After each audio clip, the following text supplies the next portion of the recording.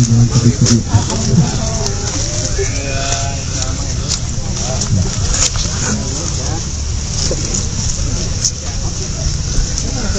Wilujeng Sungguh, Pak Anies, atur nuhun, terima kasih. Hari ini Pak Anies sudah menampakkan diri di hadapan para petani Pangalengan. Terima kasih.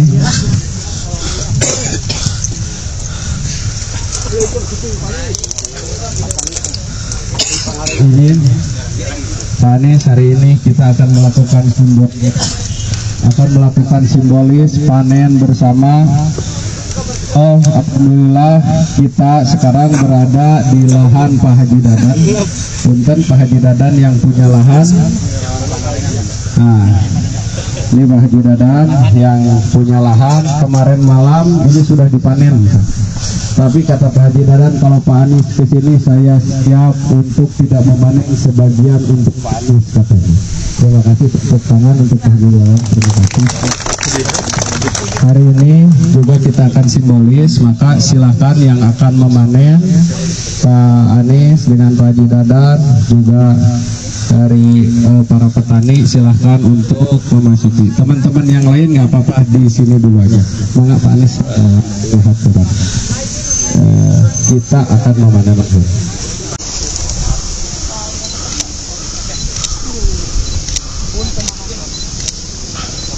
Tidak ada yang di belakang para petani, maka di tengah Pak Haji Dadan, maka ke tengah untuk bisa mencontohkan Pak Anies kira-kira cara panennya bagaimana.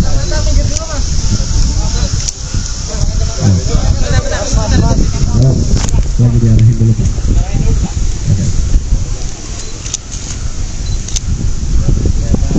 Nah, kita simbolis kemarin sudah dipanen. Coba Pak Anies. Nah,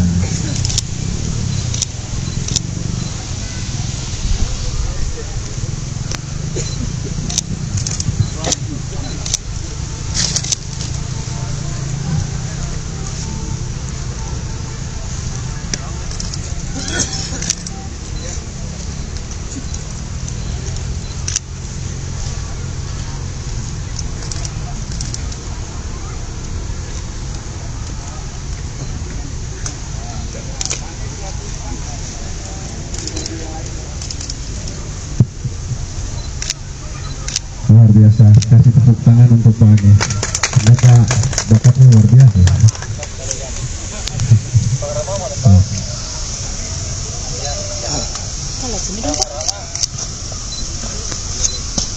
Yang ibu-ibu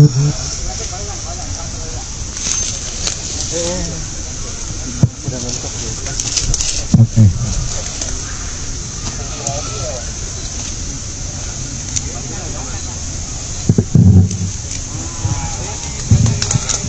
Dengan sudah bersih kita angkat kolnya.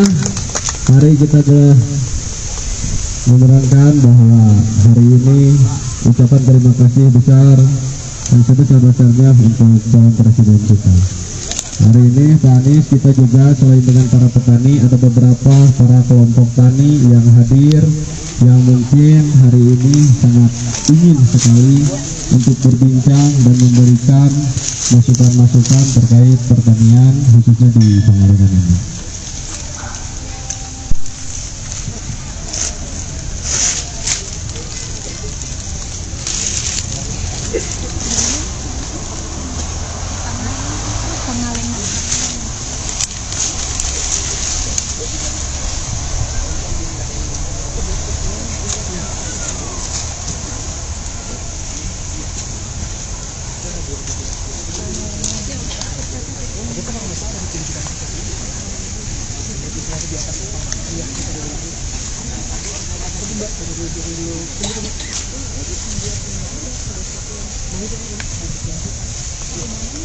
Mbak M sini tadi.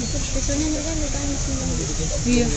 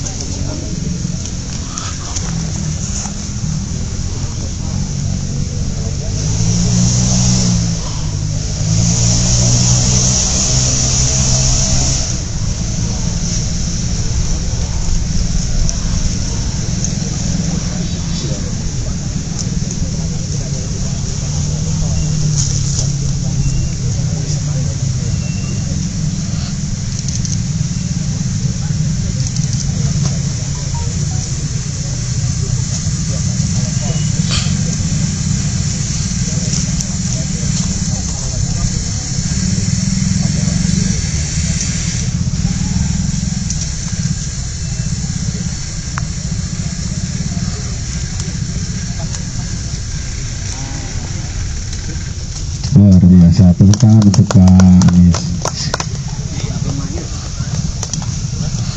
Izin Pak Anies, alhamdulillah secara simbolis kita hari ini sudah bisa memanen. Mudah-mudahan setelah ini harganya jadi mahal.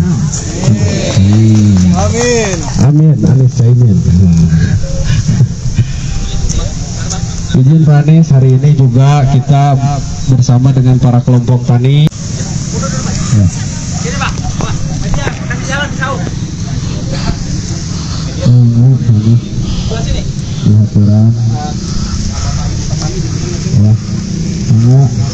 Lihat ibu petani mana ini petani di sini media boleh sini sebelah kanan tinggal lihatkan saungnya ya agak mundur dikit ya bisa aja medianya mundur dikit ini nggak kelihatan lagi di saungnya kan mundur dikit biar kelihatan ini kalau ini kan dalam biar mundur dikit dia mundur dulu media mundur biar kelihatan ininya kan ya Bahkan para kelompok tani, gabungan kelompok tani yang ingin berdiskusi dengan Pak Anies, ada yang mau duduk atau mau berdiri silahkan. Hari ini kita berbincang, apakah memang hari ini petani kita itu sudah sejahtera atau memang petani kita itu memaksakan untuk terus-terusan bertani.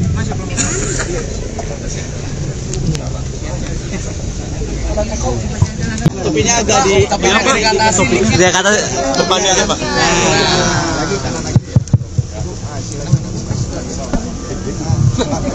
Oke. Ya. Jadi pagi hari ini di Pangalengan, ini tempat yang merupakan dataran tinggi. Tadi kita lihat catatannya sekitar 1.500 meter di atas permukaan laut. Tadi kami ikut sama-sama dengan para petani di sini untuk panen kol. Alhamdulillah hari-hari ini harganya sedang baik ya, betul ya Pak ya? Insya Allah bisa terjaga terus. Lalu kita ngobrol dengan para petani, apa yang menjadi kepedulian yang perlu diberikan oleh pemerintah. Mereka sampaikan yang paling utama yang kita rasakan di mana-mana adalah soal kelangkaan pupuk. Kelangkaan pupuk yang dibutuhkan di kawasan. Todong aja. Udah. Saya ulang ya. Jadi ngobrol dengan para petani. Todong aja ya. Ngobrol dengan para petani. Tapi maju. Coba sekali lagi, kalau bermasalah lagi baru pakai todong. Ya Pak. Jadi ngobrol dengan para petani dan mereka menyampaikan yang menjadi permasalahan utama beberapa. Satu adalah soal pupuk. Kelangkaan pupuk, apalagi pupuk bersubsidi, dan mereka menyampaikan bahwa sebaiknya sudah harus ada langkah baru untuk memastikan bahwa terjadi ketersediaan pupuk sesuai dengan kebutuhan yang ada di petani. Dan kebutuhannya sudah bisa diprediksi sebetulnya, karena siklus produksi itu kan dari tahun ke tahun sama, dari musim ke musim sama, tinggal suplai pupuknya. Lalu yang kedua, disampaikan juga di sini tentang pemanfaatan lahan. Ada lahan-lahan milik negara yang mereka ingin bisa gunakan agar mereka bisa berproduksi, dan mereka mengharapkan untuk diberikan kesetaraan kesempatan dengan perusahaan-perusahaan yang beroperasi di tempat ini, yang dalam pantauan mereka lahan itu sering tidak dimanfaatkan dengan optimal. Ini persoalan penting menurut kami, karena memang pada akhirnya tanah-tanah atau aset negara itu memang perlu dimanfaatkan sebanyak-banyaknya untuk kepentingan rakyat. Apalagi kalau untuk kegiatan pertanian. Kalau untuk kegiatan pertanian artinya lahan itu menjadi lahan produktif yang bisa meningkatkan pasokan pangan kita. Lalu persoalan kredit. Kredit ini tadi disampaikan sulitnya untuk mendapatkan kredit, walaupun secara peraturan itu KUR tidak memerlukan agunan, tapi dalam pelaksanaannya mereka mengeluhkan bahwa KUR itu tetap mengharuskan ada agunan, dan ini kerepotan di lapangan. Bahkan mereka mensinyalir ada kebijakan yang meniadakan sektor pertanian di dalam pemberian kredit. Ini sinyalemen yang mereka sampaikan. Jadi kami sampaikan juga kepada mereka, prioritas kita adalah reformasi tata niaga pangan. Karena produksi pangan kita sesungguhnya baik, tetapi tata niaganya harus dikoreksi supaya petani mendapatkan harga jual yang lebih baik, bagi konsumen yang menggunakan hasil-hasil pertanian harganya juga bisa lebih murah.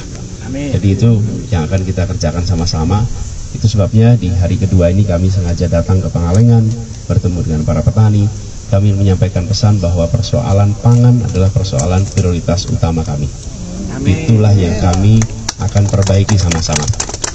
Itu yang kami akan buat reform, sehingga harapannya nanti petani-petani bisa mendapatkan pendapatan yang lebih tinggi, tapi juga keluarga-keluarga yang mengkonsumsi dapat harga yang lebih terjangkau. Nah, kemudian ngobrol tadi dapat banyak masukan, nanti kita bawa untuk agenda perubahan kita. Itu sih yang kita obrol gitu ya.